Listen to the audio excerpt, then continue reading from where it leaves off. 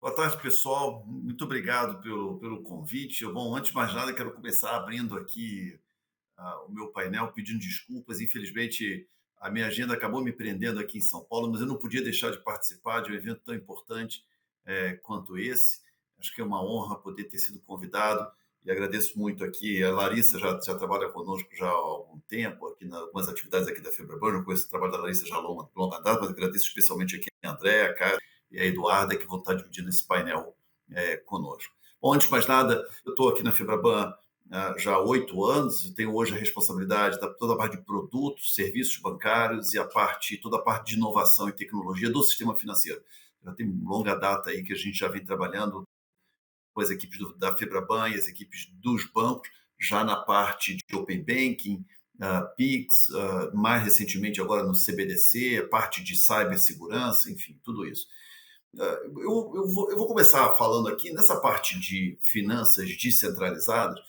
Eu acho que a gente pode estar na beira ou no início de um novo ciclo que pode vir a redefinir o sistema financeiro mundial. Realmente abrem-se enormes oportunidades para poder dar mais acesso aos clientes e aos consumidores de uma maneira geral. Ao dar mais acesso a diferentes produtos, ah, a diferentes oportunidades de negócio, você acaba abrindo oportunidades também de maior inclusão financeira, educação financeira e tudo isso.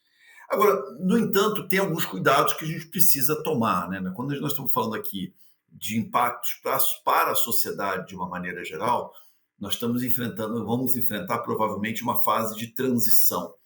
E eu vi até o painel anterior, é uma longa discussão aqui, meio principiológica, até que ponto o regulador precisaria entrar ou não entrar. Antes de responder essa pergunta, que é uma pergunta que, do ponto de vista meritória, ponto de vista de mérito, ela é bem complexa de se responder. Eu queria começar dizendo como que a gente vê, como que a Febraban vê a questão das finanças descentralizadas e todas as tecnologias que estão surgindo, né? Em primeiro lugar, a gente acredita muito que a concorrência ela é muito positiva para o consumidor, seja em qualquer que seja o setor, principalmente no setor financeiro. Então, a concorrência ela é muito bem-vinda e, no final do dia, ela acaba gerando um sistema financeiro mais forte, mais robusto, mais resiliente, que é, no final do dia, o que a gente quer e que seja em favor dos clientes. Quando eu falo em finanças descentralizadas, eu começaria dizendo, dividiria esse mundo em dois blocos, tá? Tem um primeiro bloco, que é um bloco muito similar hoje, o papel um pouco que as exchanges fazem, que é o papel da comercialização desses ativos digitais.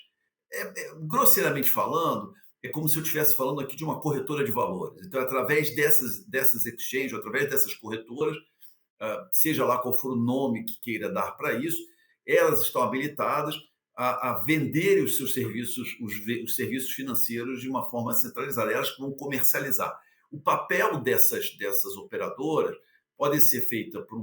poderão ser feitas no futuro por uma instituição financeira, poderão ser feitas por uma instituição de pagamento, mas no final do dia ela precisa de alguma forma algum tipo de fiscalização. Essa é a parte fácil da equação, no nosso ponto de vista.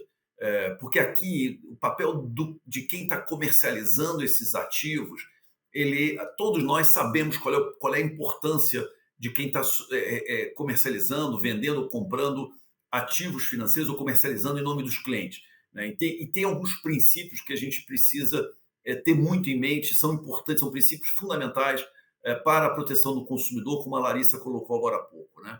A gente precisa ter questões fortes relacionadas ao que a gente chama aqui internamente no sistema financeiro, a gente chama de suitability, que é deixar claro para esse investidor, alguém no painel anterior falou até do investidor qualificado, por exemplo, eu preciso ter a segurança de que a pessoa, o cliente que está comprando um ativo financeiro de altíssima volatilidade, ele sabe efetivamente o que está fazendo, o que ele está executando, e ele esteja absolutamente ciente dos riscos que ele está correndo, e ele tem a capacidade financeira de suportar eventuais perdas financeiras. Então, os bancos há muitos anos já se preocupam com esse tipo de transparência com os seus clientes, e precisamos aqui proteger o cliente na fase final. Eu vou dar um exemplo, né, eu não posso permitir, por exemplo, eu não poderia permitir que uma pessoa de mais idade, já que acumulou riqueza ao longo da sua vida inteira, utilize integralmente seu patrimônio para comprar um ativo de alta volatilidade ou de alto risco, seja ele qual for. Eu tenho que comunicar para essa pessoa dos riscos que ela está correndo, eu tenho que ter uma preocupação efetivo se ela tem ciência e ela está preparada para fazer aquela transação financeira. Seja ele qual for o ativo. Não importa se seja um ativo na bolsa de valores, se seja uma moeda, que esteja comprando uma moeda, se alguém quiser comprar sei lá, uma moeda qualquer de altíssima volatilidade, o risco é o mesmo, ou se for um ativo financeiro como um criptoativo ou uma tokenização que possa ter uma eventual volatilidade. Então, tem uma preocupação grande aqui de suitability. A segunda grande preocupação com as questões relacionadas com lavagem de dinheiro. Na hora que você está comercializando ativos financeiros, acho que é um papel também do sistema financeiro cuidar para que não esteja sendo utilizado, esses mecanismos não estejam sendo utilizados para mecanismos de lavagem de dinheiro ou comércio internacional de drogas, armas e todo tipo de atividades ilegais. O sistema financeiro tem a obrigação de checar a origem desses recursos e, em caso de identificação de desvio de finalidade ou de origem de dinheiro ilícita, precisa comunicar às autoridades, e a gente comunica aqui alguma coisa, o sistema financeiro, só para vocês terem uma ideia, faz alguma coisa em torno acima de 1 milhão de comunicações por ano de atividades fora do padrão do sistema financeiro, fora dos padrões normais. Então, o sistema financeiro tem que ter essa preocupação. Portanto, a regulação também tem que atingir essa parte. No outro bloco, é o bloco que eu falei um pouco do papel de comercializador desses ativos financeiros e de ativos em geral, né? Não só ativos financeiros, mas ativos em geral.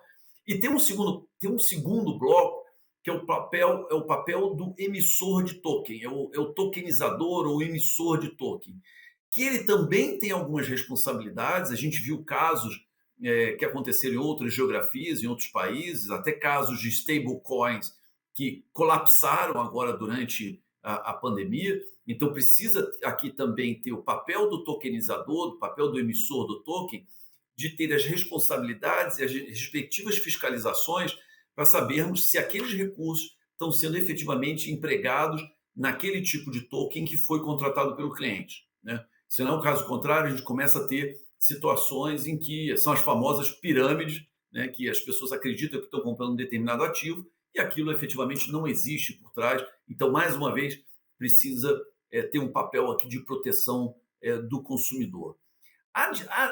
Adicionalmente a esse papel aqui de ter uma correta fiscalização e assegurarmos que o emissor desse token ele tá executando a administração, a gestão desses recursos na forma que foi combinada, como foi contratada com o cliente, né? Há um segundo papel relevante que a gente vê aqui no sistema financeiro, que é um pouco a padronização desse ambiente. Esse é um processo que ainda está muito no início, a gente ainda é talvez muito prematuro. A Rede Brasil talvez seja uma resposta para esse problema, mas a gente temos a percepção hoje de que esses emissores de token precisariam estar dentro de ambientes ou de ambientes de tecnologia razoavelmente padronizados, de maneira que a gente consiga garantir uma interoperabilidade. Eu não vou nem chamar de interoperabilidade, porque a palavra interoperabilidade, ela pressupõe, tecnicamente falando, ela pressupõe vários ajustes técnicos e, na maior parte das vezes, eles trazem uma complexidade muito grande. Mas eu diria que, na medida em que a gente consiga implementar, pelo menos aqui no Brasil, os emissores de token dentro de um ambiente padronizado e dentro de um ambiente que facilite a comunicação, isso, numa derivada segunda, no longo prazo, vai facilitar muito a entrada de termos novos entrantes, de ter mais competição e maior leque de ofertas aqui para os consumidores em linhas gerais. Porque isso, ao final do dia, vai permitir que um determinado consumidor possa comprar um token de uma determinada plataforma através de uma exchange qualquer, e ele possa usar aquele token para comprar um outro ativo não necessariamente financeiro, mas ele possa até comprar futuramente aqui, possa comprar um imóvel ou possa comprar um ativo físico, né, em outra plataforma e não tenha aqui uma dificuldade técnica de interoperabilidade. Portanto, ao fazermos esse ambiente de forma padronizada, de fazermos esse ambiente